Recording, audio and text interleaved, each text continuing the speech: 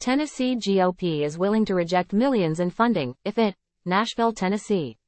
AP. Tennessee Republican leaders are escalating their calls to reject millions of federal dollars rather than comply with requirements over LGBTQ+ rights, abortion access and other hot-button issues.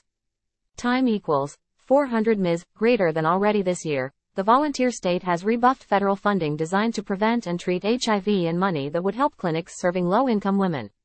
Now, GOP lawmakers are talking about cutting off nearly $1.8 billion in federal education dollars, much of it targeted to serve low-income students, English learners and students with disabilities.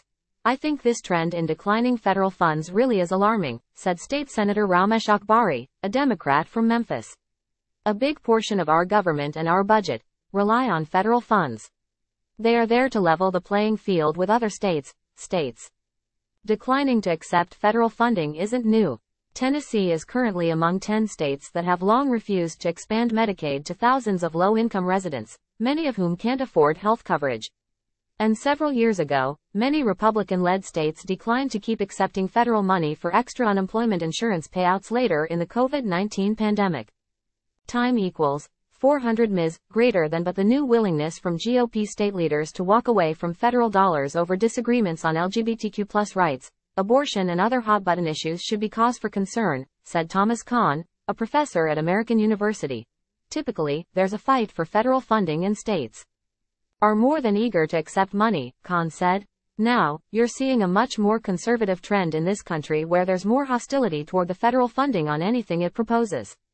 It's a trend that's getting worse. House Speaker Cameron Sexton, R. Crossville, makes his way through the state capitol, Thursday, April 20, 2023 in Nashville, Tennessee. Tennessee Republican leaders are escalating their calls to reject millions of federal dollars rather than comply with requirements over LGBTQ+ rights, abortion access and other hot-button issues. AP photo, George Walker IV, file. A recent example includes the dozen state or county agencies that have parted ways with tens of thousands of dollars in federal grants that help monitor teenagers' sexual behaviors and try to lower rates of teen pregnancy and sexually transmitted diseases. The withdrawals come as many Republican-led states have looked to remove LGBTQ+ content from classrooms and school libraries, often touting that the effort is needed to fortify parental rights. Time equals 400 Ms. greater than in Tennessee, where a GOP supermajority allows state legislators to even override the Republican governor. Supporters of cutting off federal dollars argue that the state is in a strong financial position. The state's revenues have come in higher than projected over the years, largely thanks to the money collected through sales taxes. Time equals 400 Ms. greater than that assurance could be tested, however, in replacing federal education funds, which currently make up about 20% of Tennessee's $8.3 billion education budget. House Speaker Cameron Sexton has pointed to the state approving $3.2 billion in new spending in this year's latest budget as evidence the state could make up the federal government's spending portion. So far, he has not advocated cutting services to cover the difference. We should do everything that we can to be whole and autonomous and independent from the federal government, Sexton, a Republican, told reporters last week. When you take federal government money, their philosophies and what they want you to do is different than probably what the state wants to do. It's unclear how and if Tennessee would actually rebuff federal education funding. While a legislative committee has been formed to study the issue, to date no state has successfully rejected federal education funds. Even states that threaten to reject federal money often stop short when it comes to education, because such funding is limited and many schools rely on that money for special education, students with disabilities and English learners. The U.S. Department of Education criticized the idea earlier this year as political posturing, as Tennessee has emerged as a leader in enacting the most anti-LGBTQ laws in the United States. Many of those laws have targeted schools and placed limits on what cannot be taught inside classrooms. I think the real issue has to do with restrictions around sexual orientation and gender, Akbari said. That's something they do not want to have to comply with. Time equals 400 Ms. greater than. Meanwhile, public school advocates note that Tennessee lawmakers have previously passed policies that carry a risk of funding loss should schools violate various restrictions.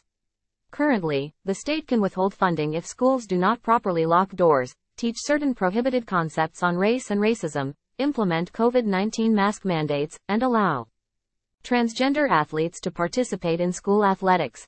The consideration of some lawmakers to reject critical federal funding at a time when Tennessee needs more great leaps in funding as quickly as possible is irresponsible, said Tanya Coates, president of the Tennessee Education Association.